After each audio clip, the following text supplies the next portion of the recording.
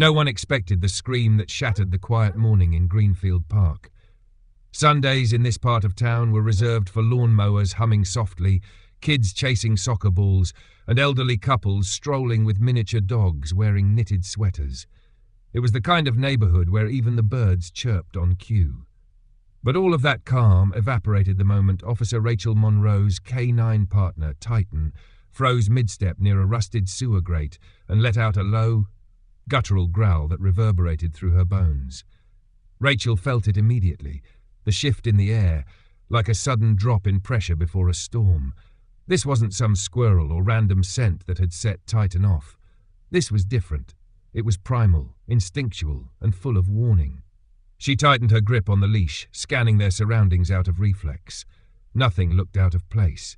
The trail was tidy, the grass trimmed, and beyond the tennis courts, early joggers moved in, practiced rhythm. But Titan wasn't having any of it.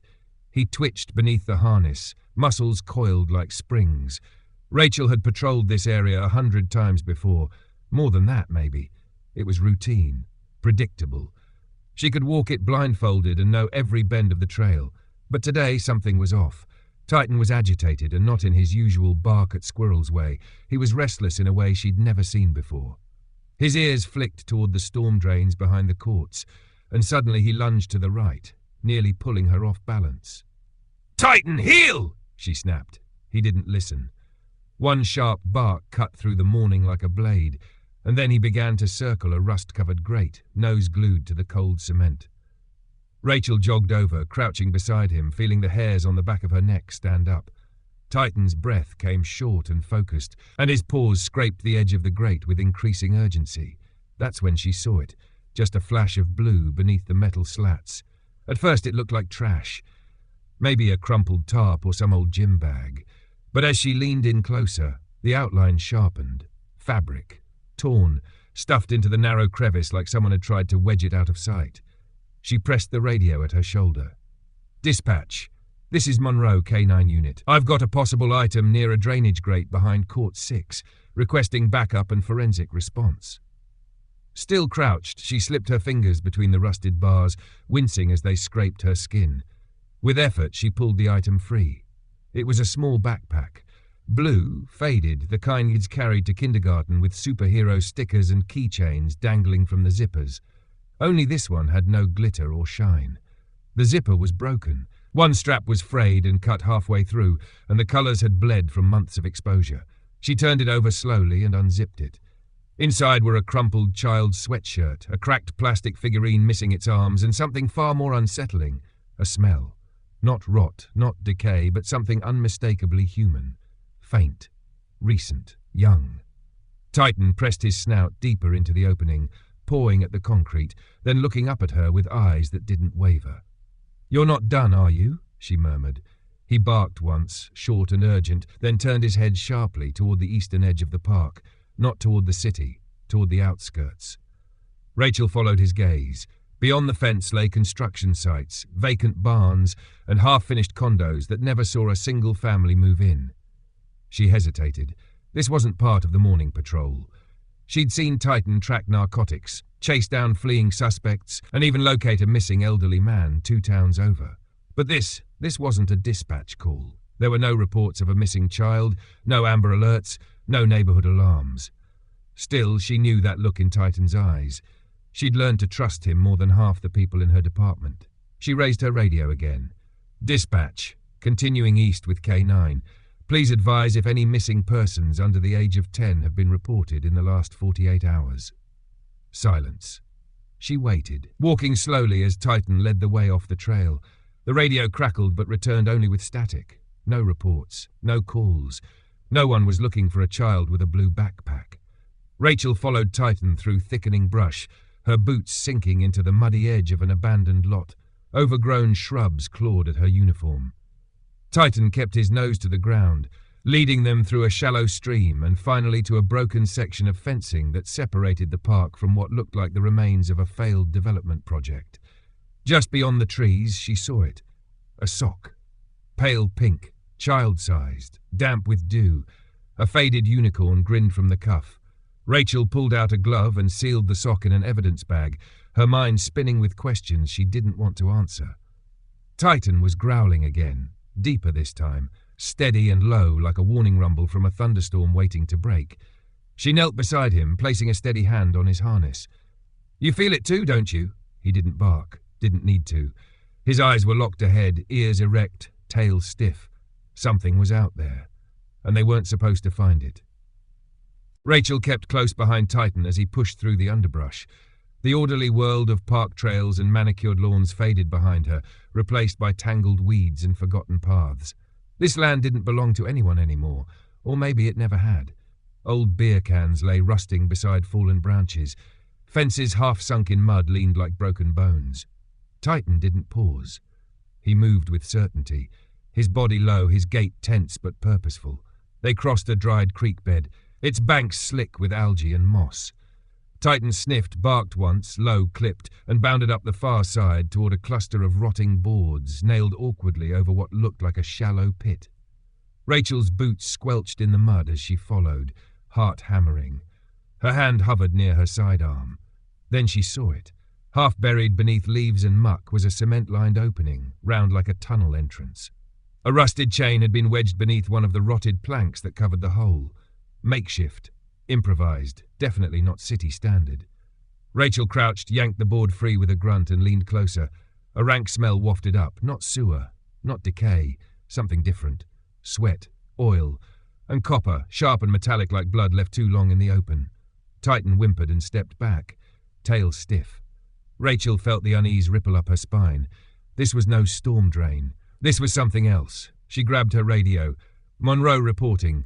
Possible off-grid tunnel north of Greenfield perimeter, Sector 34. Request immediate backup. Possible evidence of criminal holding site. Silence answered her again. No confirmation, no response. Her thumb hovered over the transmit button. She considered waiting, calling the captain directly. But Titan took a step forward and whined, looking back at her like he couldn't wait. Like he was telling her that whatever was inside couldn't wait. Rachel slid her flashlight from her belt and leaned down toward the opening. The beam cut through the darkness, revealing old concrete, spider webs and shallow water pooled at the bottom. The tunnel angled slightly down, maybe 6 feet in diameter. Big enough for someone to walk in, if they crouched. The air turned colder as she ducked inside. Titan padded forward beside her, paws splashing softly with each step. Their footsteps echoed off the walls, unnatural in the stillness. Her light danced across graffiti, some old, some fresh. Symbols she didn't recognize. Names scratched into the cement. Rust marks ran like veins down the sides. And in the heavy silence, Rachel felt something else. A thickness in the air, like the tunnel was holding its breath. They walked for what felt like forever, but her watch said 3 minutes, maybe 4. Then Titan stopped, dead still. Rachel raised her light. Ahead, a barricade, milk crates stacked in front of a side opening with plywood nailed haphazardly over it and plastic sheeting flapping like a curtain. She approached slowly, motioned Titan to stay back. The smell grew stronger here, sour and sharp. She peeled back the makeshift wall with a gloved hand and revealed a small chamber behind it. Rachel stepped inside. The floor was concrete, cold and bare. No windows, 4 walls. And in the center, a child-sized plastic chair. A thin blanket lay crumpled in the corner. An old water bottle, half full, sat beside it. The label had peeled, but it still had condensation on it. Recent. Rachel's stomach sank. She moved her light along the walls. Scratches. Dozens. Some short, some long. In one corner, tally marks had been etched into the concrete, maybe with fingernails. She tried not to think about that. No one builds this for storage, she whispered. Titan stepped forward, nose twitching. He pawed at a tile in the far corner. Rachel knelt and pulled it up. Beneath was a shallow cavity, old wrappers, a cracked tablet with a shattered screen, a teddy bear missing one eye. And something worse. A strip of torn fabric, faded pink with tiny cartoon prints. Rachel recognized it. It matched the sock they'd found earlier. Someone had been here, recently. She rose to her feet, feeling her pulse climb. She reached for her radio again. Monroe to dispatch. Confirmed holding location beneath tunnel off Greenfield Sector 34. Request CSU, missing persons unit and tactical support. Location potentially active. She stepped out of the chamber just as Sergeant Miles appeared at the tunnel mouth behind them, flashlight cutting the dark. Jesus, he muttered, seeing the chair. Fresh, Rachel said. Blankets warm. He radioed it in, voice clipped with urgency. This is Sergeant Miles. We've got a confirmed holding site. Unknown duration of occupancy. Forensics needed immediately. Rachel remained behind as the call went out, crouched next to Titan, who was still sniffing the ground. But he didn't stop at the chamber. He turned and looked further down the tunnel, tail flicking once, nose pointed forward. The trail wasn't cold, not yet. Rachel followed him again. Another 100 yards, then another.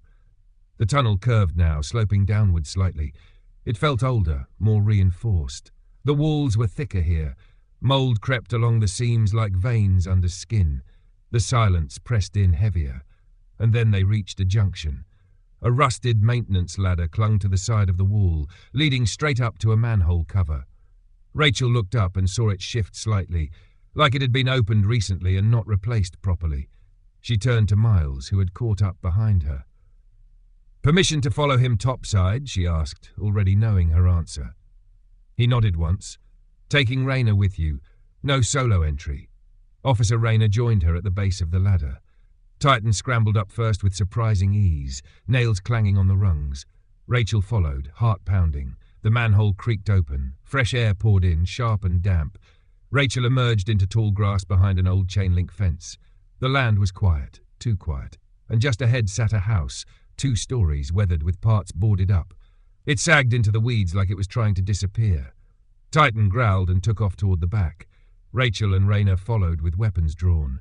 They reached a decaying deck where a basement door sat nearly hidden beneath rotted boards. Titan barked 3 times, clawing the wood. Curtains in a back window twitched. Movement. Inside, Rayner whispered. Someone's in there. Rachel raised her radio again. Monroe, 1025, possible holding site. Confirmed activity. Requesting full perimeter lockdown and thermal drone sweep. She'd already checked this property. It wasn't registered to anyone. Rachel looked at Titan. He was shaking, but not with fear, with fury. They were close. She could feel it. Closer than they'd ever been. The sun had dipped behind the trees, casting the world in a hushed twilight when backup finally arrived. 2 patrol cruisers rolled to a stop outside the decrepit house. Their lights bathed the scene in a cold blue glow. 4 officers stepped out, flashlights ready, faces tense, unsure of what exactly they were walking into. But Rachel Monroe wasn't uncertain. She stood near the crumbling basement entrance, hand firmly gripping Titan's collar, her jaw set. Sergeant Miles approached, eyes scanning the darkened windows. "What exactly are we looking at here?" he asked, squinting toward the narrow concrete stairwell descending beneath the rotted deck. Rachel pointed toward the jagged opening. Drainage tunnel led us here. Not city standard, covered with rotted boards and chained shut. Someone didn't want this found. "Could just be runoff," one officer muttered. Rachel shook her head. Titan tracked the scent all the way from the park. Kudir, that backpack, the sock, they were fresh. He hasn't let it go since. As if to drive home her point, Titan barked once, sharp and certain, then let out a low, guttural growl. He took a single step toward the stairwell. Miles sighed, adjusting the straps of his tactical vest. "All right, Monroe. You and Titan take point. Let's clear it slow." Rachel nodded, drawing her weapon. She clipped a small flashlight to the barrel and motioned for Titan to stay close. With one last glance at the fading light behind them, she stepped down into the dark. The air shifted the moment they entered. It wasn't just colder, it was thicker, heavier, like breathing through gauze. Their boots splashed through shallow, stagnant water pooled on the concrete floor. The walls were tight, 5 feet across at most, and coated in grime, layers of graffiti, rust, and webs thick with dust. Rachel moved slowly, every step measured. Her light swept across the walls, catching brief glimpses of peeling paint, water stains, and strange markings she didn't recognize. Titan stayed close to her heel, his body tense, every muscle tuned to something just out of reach. They followed the tunnel's narrow path deeper and deeper until the tight passage suddenly opened to a side alcove. Titan stopped, ears forward. Rachel's flashlight beam caught a stack of milk crates blocking an opening. Plywood and plastic sheeting had been fashioned into a makeshift wall. Rachel motioned to one of the officers behind her. "Get that panel loose." The officer stepped forward, crowbar in hand. With a grunt, he pried the boards free. Behind it was a small room, more like a cell. The space was bare, concrete floor, no windows, just 4 stained walls. In the corner, a plastic child-sized chair sat under a thin, dirty blanket. A half-empty water bottle stood beside it. Rachel stepped inside, her throat tightening. Scratches covered the walls, some shallow, some deep. Tally marks etched in shaky lines. She ran her hand along one, the groove still fresh. "This isn't a stash room," she muttered. "Someone was kept here." Titan pawed at the far corner. Rachel followed him, kneeling down beside a cracked tile. She lifted it, revealing a small compartment filled with discarded candy wrappers, a broken tablet, and a teddy bear with one eye missing. Someone lived here. Miles, still outside the chamber, called in. Confirmed holding location, unknown occupancy duration, request CSU and missing persons.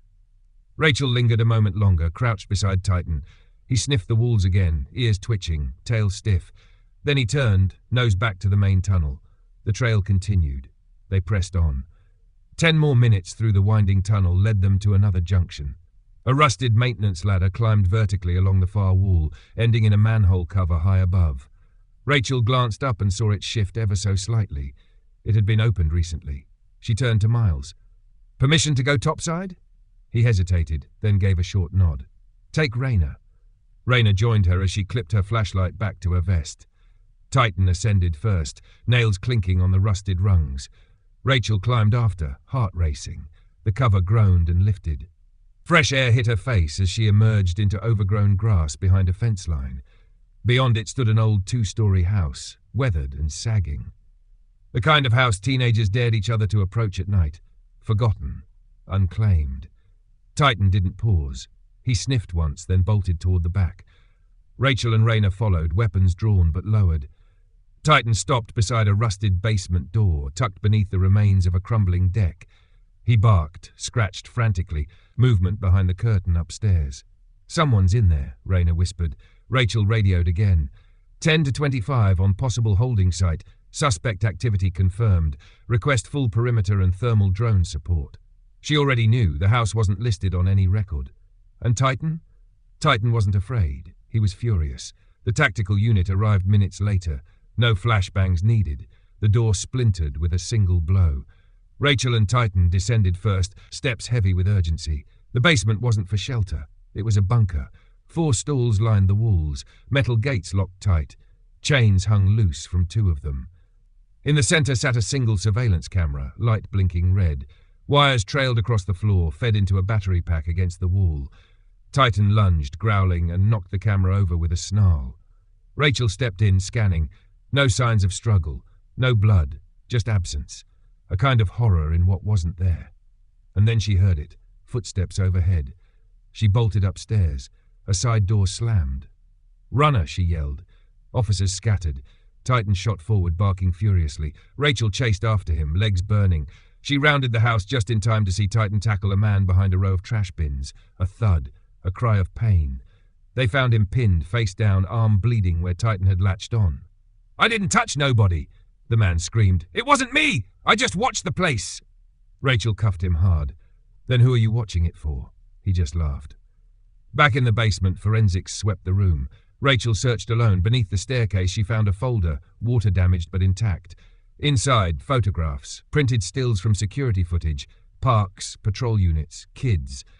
And then, Rachel froze. One photo showed her walking Titan along the lake trail, 2 weeks ago. At the bottom of the folder, a sticky note, "Monroe, not yet." Her blood ran cold. Someone had been watching her, tracking her, planning something. By 1 a.m. the house was sealed. The man in custody refused to give names but admitted to keeping the place ready for when they needed it again. Whoever they were, Rachel didn't need more clues. She had Titan, and Titan never quit. The next night was heavy with unease. Rachel sat in her garage, case files spread across the workbench, the stale light from an overhead bulb casting long shadows over everything. Titan paced restlessly by the door, his nails clicking against the concrete. Every time a car passed outside, his ears perked. He wasn't just alert, he was anticipating something. When Rachel finally opened the door, he darted straight to the cruiser and sat by the passenger side, waiting. "You want to go now?" she asked, already reaching for her keys. Titan barked once and turned his head east. There'd been no new directive, no tip from dispatch. But Rachel didn't hesitate. She had learned long ago that when Titan said go, she went. They drove past the freeway, past the quiet residential lanes and strip malls, out toward the places maps didn't bother to name. Past a shuttered diner whose sign had faded into illegibility, Titan suddenly let out a low growl, eyes locked on a dirt road snaking off behind the building. Rachel slowed. Behind the diner, hidden by thick vines and a crumbling fence, was another structure, smaller than the last, wooden swallowed almost entirely by brush. It looked abandoned, forgotten. But Rachel's gut twisted. She pulled over and radioed in. Unit 42, possible unlisted structure off Old Mill Road. Investigating with K9. No immediate signs of life. Hand on her sidearm, she stepped out. Titan crouched low, moving with stealth toward the porch. The boards groaned beneath her boots. The windows were blacked out, the glass covered in grime. She peeked inside through a crack and saw stacks of yellowed newspapers, crates, and what looked like filing cabinets lining the far wall. Storage, she murmured. But Titan barked, sharp and urgent, and took off around the side of the house. Rachel followed. There it was again, a basement door, locked. Sunken into the earth beneath what once was a side porch. Rachel's breath caught. Déjà vu. Only this time the air was different, colder, wetter, like the place had been sealed for longer. She called for backup but didn't wait. One hard kick and the lock snapped. Titan pushed forward into the darkness. Rachel flicked on her flashlight and descended the narrow stairs, her heart pounding against her ribs. The smell hit first, mold and something chemical, something sterile, like the interior of an old freezer. Her beam swept across tiled walls. Unlike the first house, this place wasn't crude. It was clinical, clean, too clean. A table sat in the center of the room. Hooks dangled from the ceiling above a floor drain. The tiles had been scrubbed spotless. Titan growled low, his hackles raised. Rachel turned toward the wall and froze. Pinned across it were photographs, dozens. Some were street shots. Others looked like they were pulled from traffic cameras or school security feeds. Faces of children, blurred and unblurred, some circled in red. And then she saw it, the blue backpack, the pink sock. Another photo stopped her heart. A little girl, brown hair, wide eyes, standing in front of a school bus.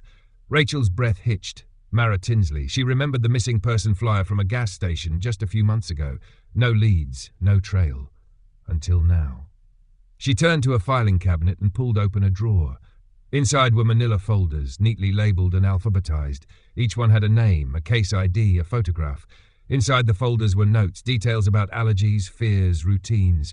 These weren't random victims. They were chosen, planned. Titan sniffed at the bottom drawer and barked. Rachel opened it and found something else. Maps. Dozens of them hand-drawn, marked with red pins and notes. Park trails. Drainage systems. Service roads. Abandoned buildings. These weren't just abduction sites. They were hunting grounds. She grabbed her radio, confirmed secondary location, evidence of premeditated abduction network, request full forensic team, child exploitation task force, immediate response. Before she could say more, a sharp click echoed behind her. A camera shutter. Rachel spun around, flashlight sweeping the room. Nothing. She raced to the stairwell. Door, still open. Titan growled, gaze fixed on a dark corner of the room. Then they saw it. A rug. Rachel pulled it aside, revealing a trapdoor with metal hinges. She opened it, gun raised, and peered down into another tunnel. But this one wasn't old or crumbling. It was reinforced. Metal brackets, clean walls, sealed edges. Rachel climbed down, heart in her throat. At the bottom, a chamber. A backup generator hummed softly. Power cords trailed across the floor. A live monitor glowed with 4 separate camera feeds. One showed the basement they had just come from. Another showed a room, bare mattress, scattered toys, and a child curled in the corner, asleep. Mara, Rachel whispered. She called it in. Child identified on live feed. Location unknown. Suspected victim transfer in progress. Begin facial recognition and trace on feed source immediately. They didn't wait for full response. By the time the tech team traced the signal, the house had already been abandoned again. But the tunnel led to a utility shed a quarter-mile away. Inside were tire tracks, footprints, and a half-finished meal. Whoever had been there left only minutes before Rachel arrived. They had seen her, maybe heard her, maybe even photographed her again. That night, Rachel sat on the tailgate of her cruiser, Her head hung low, heart heavy. Titan rested his head in her lap, eyes alert. "You never stopped," she whispered, stroking his fur. "If it weren't for you, they'd still be down there. All of them." Titan looked up at her, as if to say they weren't finished yet. The next morning, Mara Tinsley's parents were contacted. Facial recognition confirmed the girl in the video feed. The signal had originated from a farmhouse 70 miles west, but when law enforcement got there, the girl was gone. All that remained was her hairbrush, still warm, and her sweater, folded neatly on the mattress. They were always just behind. But Titan was already back on the trail. Because someone had made a mistake. They'd underestimated a German shepherd with a nose for the lost and a handler who refused to stop. The farmhouse stood like a secret. Set on a gravel ridge deep in Renshaw County, it was surrounded by rusted barbed wire and cornfields left to die seasons ago. On the surface, it was just another decaying structure forgotten by time. But Rachel and Titan weren't fooled. They had followed the trail here, piece by piece, and every step had led to this place. By the time the joint task force arrived, the night had thickened into something unnatural. The air was still, too still. The stars above seemed distant and reluctant, as if they didn't want to witness what was about to unfold. No one knocked. There was no need for pretense. The front door was kicked open by tactical officers, weapons raised. Inside, the house was a museum of dust and decay. Plastic-covered furniture sagged under years of neglect. A calendar from 1997 still hung in the kitchen, the edges curled like old paper leaves. But Rachel didn't stop to stare. Titan moved with a certainty that told her everything she needed to know. Straight to the cellar. The door at the back of the hallway was padlocked. Titan growled the moment they reached it, a low, sharp sound that reverberated through the floor. Rachel turned to Sergeant Miles, who stood just behind her. "Same setup," she said. "Same model padlock." Miles nodded grimly. "They're organized." The bolt cutters snapped the lock like it was made of wire. The door groaned open, revealing a narrow stairwell swallowed in damp air. Rachel descended first, flashlight raised. Titan stayed at her side, muscles tense. What they found below made the other sites look amateur. The basement had been modified, professionally. Thick layers of soundproofing foam lined the walls. Steel reinforcements bolstered every corner. High-grade insulation sealed the room like a vault. The air was cold and sterile, and the floors had been freshly mopped. There was no dust, no hair, no trace of life, except one thing. In the far corner, Titan began barking, fur bristling. Rachel turned quickly, light sweeping over a smooth section of wall. She approached, heart hammering, false panel. She reached forward, fingers sliding along the edge until it clicked. Behind it was a hidden compartment. Inside were 3 items. A manila folder marked internal use only, a disposable phone, and a single photograph. Her fingers trembled as she pulled the picture into the light. It was her, walking with Titan near Greenfield Lake. The date scribbled across the bottom in red ink, 3 months ago, and below that a handwritten note. "Handler is being watched. Intervene only if she deviates." Silence crushed the room. Rachel turned as Miles entered behind her. She handed him the photo. "You think they're watching cops?" he asked, his voice low. "Not cops," Rachel whispered. "Me." Later that night, she sat in the back of the task force van, the folder spread open in her lap. More surveillance images filled its pages, screenshots of internal police emails, drafts of reports not yet published, confidential memos she knew hadn't been leaked. They weren't just running a trafficking ring. They had someone inside law enforcement feeding them information. The thought made her skin crawl.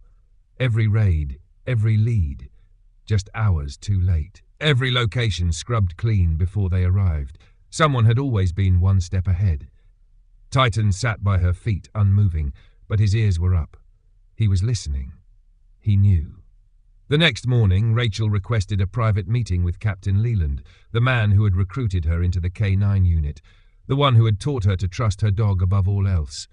She didn't want to believe he might be involved, but she had to be sure. "I need access to internal server logs," she said, sliding the photo across his desk. He studied it for a long moment, then leaned back.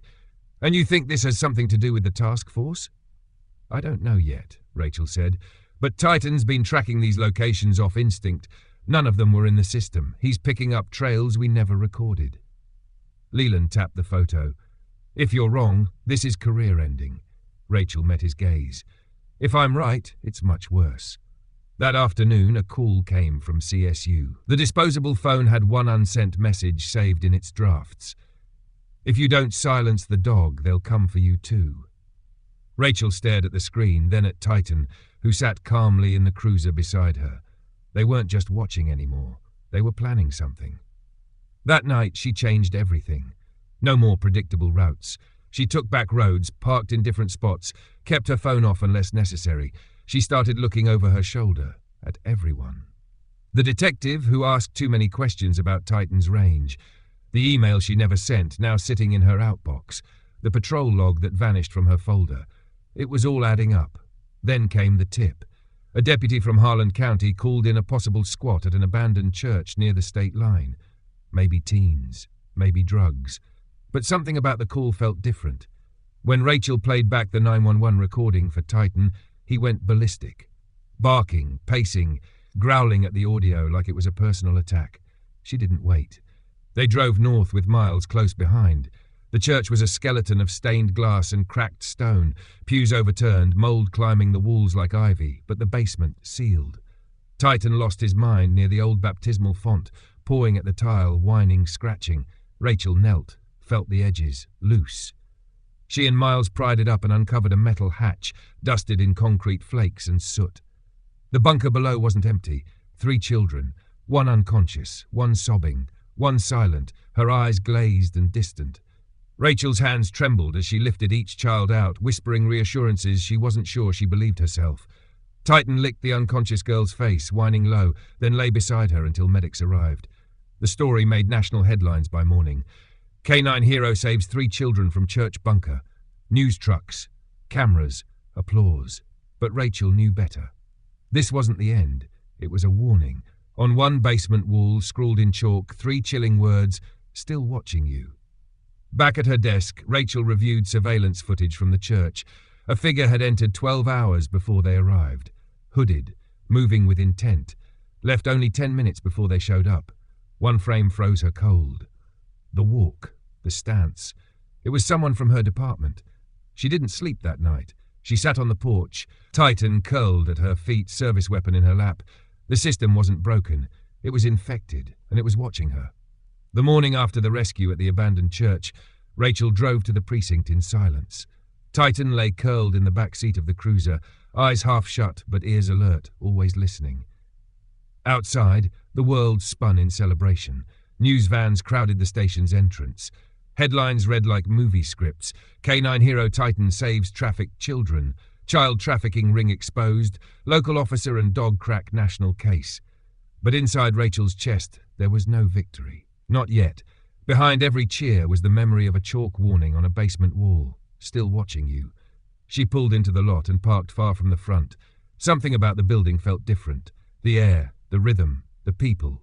Too quiet. Too many stairs. Detective Colin Price stood at the hallway entrance when she walked in. Tall, wiry, always perfectly polished. He smiled, a politician's smile, precise and rehearsed. "Big save yesterday," he said, clapping her shoulder. "You should be proud." Rachel didn't return the smile. 3 saved, 2 more lost before them.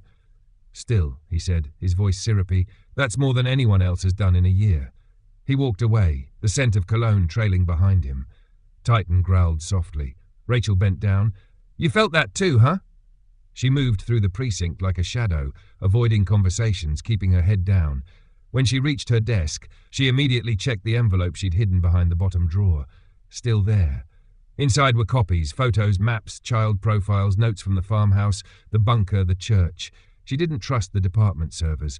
She brought an encrypted thumb drive from home and plugged it into her personal laptop. That's when she saw it.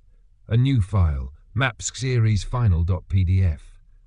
Modified 3 hours ago, not by her. Her stomach flipped. She opened it slowly. A satellite composite lit up her screen. 5 counties mapped, over a dozen red X's, each marked with names, dates, and locations, some in forests, some near abandoned tracks, one near a closed summer camp. At the bottom, a folder labelled Potential Transfers, 10 children, all marked inactive in national databases, all previously untraceable. Now, here. Her pulse quickened. This wasn't just a series of bunkers. It was a grid, a trafficking highway. And whoever added this file wanted her to find it. She didn't take it to the captain. Not yet.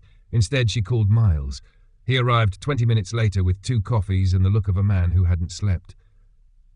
"I've been thinking about that guy at the farmhouse," he said. "The cameras, that whole setup. That wasn't a holding site. That was a distribution hub."